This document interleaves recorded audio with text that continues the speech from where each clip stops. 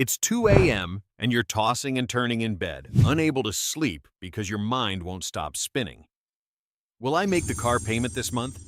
What if my phone breaks? What if my boss gets angry and fires me? Now imagine a different scenario. Same night, same time. But this time, as you stare at the ceiling, you feel calm and at peace. Because you know there's $20,000 sitting in your bank account. Whether your boss loses his temper, your phone breaks, or your car breaks down, nothing is suffocating you. You can sleep soundly. Do you know what the difference is between these two scenarios? Not money, mental freedom. I can already hear you saying, well, if I had money, my mind would be free too. My name is Charlie, and I've been closely studying people's relationship with money for a long time. And here's what I'll tell you. The wealthy aren't wealthy because they earn more. The wealthy are wealthy because they buy different things. Actually, they don't buy different things. If that doesn't make sense, let me explain. Today I'm going to give you a list. But this isn't an ordinary list. This is a list of 5 things the wealthy never touch, but that almost everyone else insists on buying every month, every year.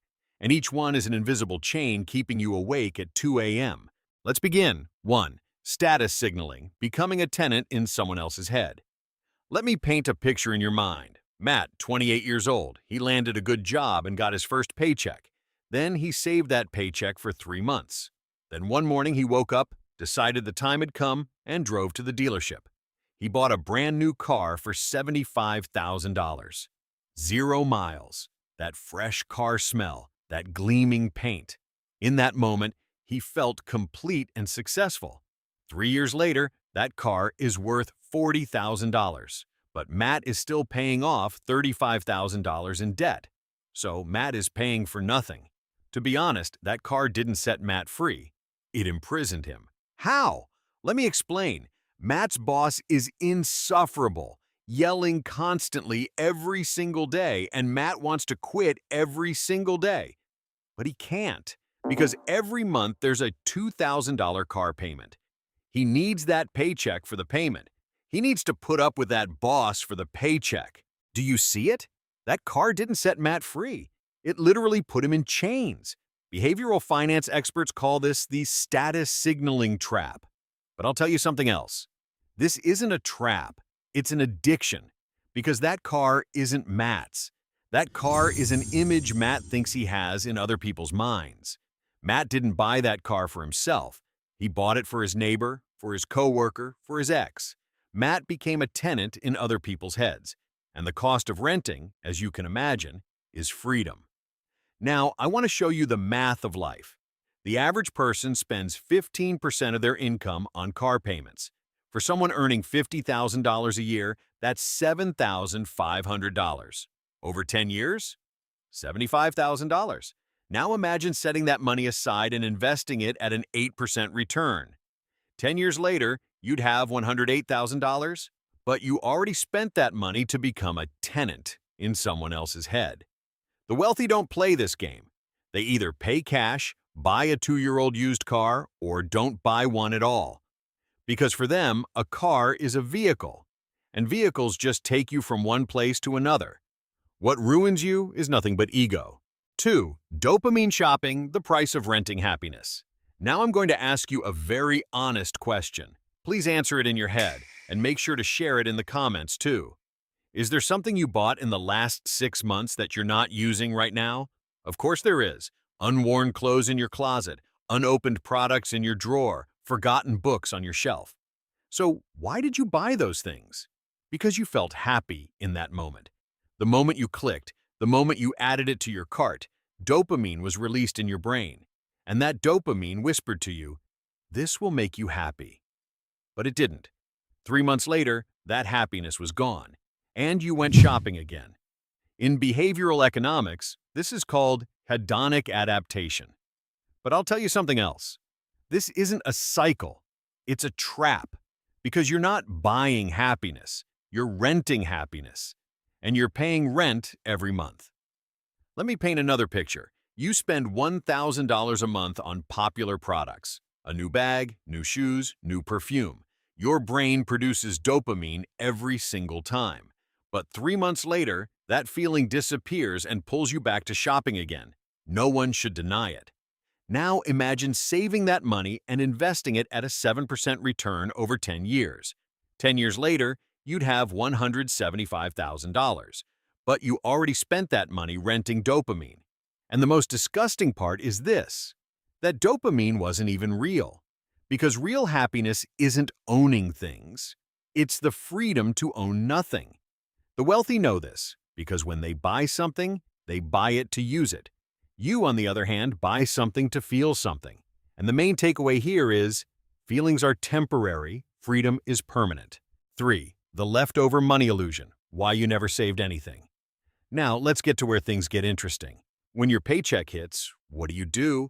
First bills, then debts, then groceries, then, if there's anything left, you save it. But nothing is ever left, right? Because nothing ever will be. Behavioral finance calls this mental accounting bias. But let me tell you the truth. You're not managing money. Money is managing you. Let me share a secret. The wealthy have a payday routine, and that routine is the exact opposite of yours. Here's what they do. The paycheck hits. The first 10% automatically goes into a separate account. They don't touch it. This account is invisible. The second 10% goes to investments, then bills, then life. Here's what you do. The paycheck hits, bills get paid, debts get paid, groceries get bought. If anything's left, it gets saved. And of course, nothing is ever left. Research shows that people who plan their spending save 40% more than those who don't. But that's not where the real magic is. The real magic is here. When you set money aside first, your brain acts as if it doesn't exist. So, if you earn $10,000 but set aside $1,000 without seeing it, your brain learns to live on $9,000. But if you try to save with whatever's left, your brain plans to live on $10,000. And at the end of the month, nothing is left. The wealthy understand this. For them, saving isn't a choice. It's a system. 4. Debts with no future guarantee, selling tomorrow to pay for today. Now, I need to tell you something deeply uncomfortable. Not all debt is bad. A mortgage isn't bad. A student loan isn't bad. A business loan isn't bad, because these generate value in the future. But consumer debt, credit cards, electronics on installment, a vacation loan, these produce nothing in the future. They only finance today. And the ugly part is this. While you're financing today, you're actually selling tomorrow. Let me put it this way. You have $10,000 in credit card debt. The interest rate is 20%. Making minimum payments, it takes you 12 years to pay it off. And the total amount you pay? $24,000. You're paying twice your original debt. Now, imagine a different scenario. You put that $10,000 into an investment at a 10% return. After 12 years, it becomes $31,000. One person pays $24,000 and ends up at zero. The other earns $31,000. And yes, as you can see, the difference between them is $55,000. And the only reason is order. One spends first, then pays, then saves. The other saves first, then invests, then spends. But the truly terrifying part is something else. Research shows that people under debt suffer from chronic stress, and that stress impairs their decision-making capacity, leading them to make poor choices.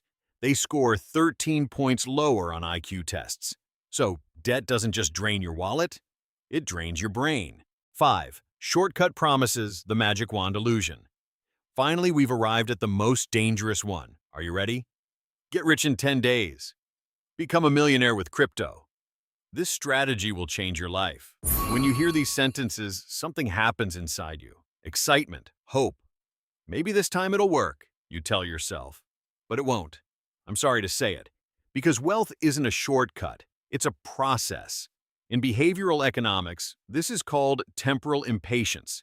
People don't wait for the big reward in the future. They choose the immediate reward because they don't like waiting. And that's why they fall for get-rich-quick promises and end up making mistakes. But the wealthy recognize this game. For them, wealth begins with this simple formula. Save the first $10,000. Then that $10,000 becomes $20,000. Then $50,000. Then $100,000. This is a system, not a shortcut. Research shows that 92% of people who spend money on get-rich-quick courses end up poorer 1 year later. Sad, because those courses don't teach you how to become wealthy. They sell you dreams, and dreams are rented. Reality is owned, don't forget that. The result? The anatomy of invisible wealth. Now let's go back to those two scenarios. It's 2 a.m., you're staring at the ceiling. In one scenario, you can't sleep. In the other, you fall asleep with a smile. By now, you should better understand that the difference isn't money, it's decisions. Because as long as you keep buying these 5 things, you'll never reach that second scenario. Status signals will put you in chains. Dopamine shopping will trap you in a vicious cycle. Unplanned spending will drown you in stress at 2 a.m. Consumer debt will drain your wallet. Shortcut promises will deceive you. But if you give up these 5 things for 1 year, something will change. Not just your bank account, your mind. The decisive mind that shapes every decision you make. Because then you'll realize wealth isn't a matter of income, it's a matter of identity. And the only thing you need to do to take on that identity is become invisible. Did you see yourself in any of these 5 points? Let's discuss in the comments.